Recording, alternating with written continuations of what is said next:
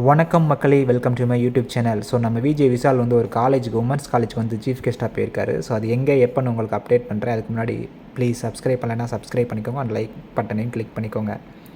So சென்னையில் தாங்க ஒரு women's college, Soka Ikeda college of arts and science for women, அந்த காலேஜில் தான் ஒரு காலேஜ் ஃபங்க்ஷன் வச்சுருந்துருக்காங்க. ஸோ கலெக்ஸா 2025 அப்படின்னு.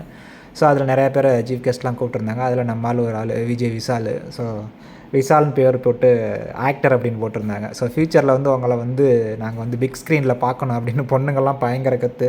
ஸோ அதில் அப்படின்னு சந்தோஷ் டேனியல், அப்புறம் ஸ்டண்ட் வெங்கி, இந்த மாதிரி ஆளுங்கள்லாம் நிறைய பேர் வந்திருந்தாங்க. ஸோ சீஃப் கெஸ்ட்டாக. ஸோ விஷால் வந்தோடனே செம்ம கற்றுறாங்க, விஷாலே அப்படின்னு தான் கற்றுறாங்க. ஸோ மக்கள் செல்லம் அப்படின்லாம் கற்றுனாங்க உள்ள பொண்ணுங்க. ஸோ பொண்ணுங்களுக்கு வந்து விஷால் மேலே செம்ம கிரேஸு, செம்ம ஃபேன்ஸ் இருக்காங்க விஷாலுக்கு. ஸோ பார்க்குறதுக்கு பயங்கரமாக இருந்தது. ஸோ விஷாலுக்கு தான். ஸோ டான்ஸ்லாம் ஆடியிருக்காப்புல, பயங்கரமாக இருந்தது.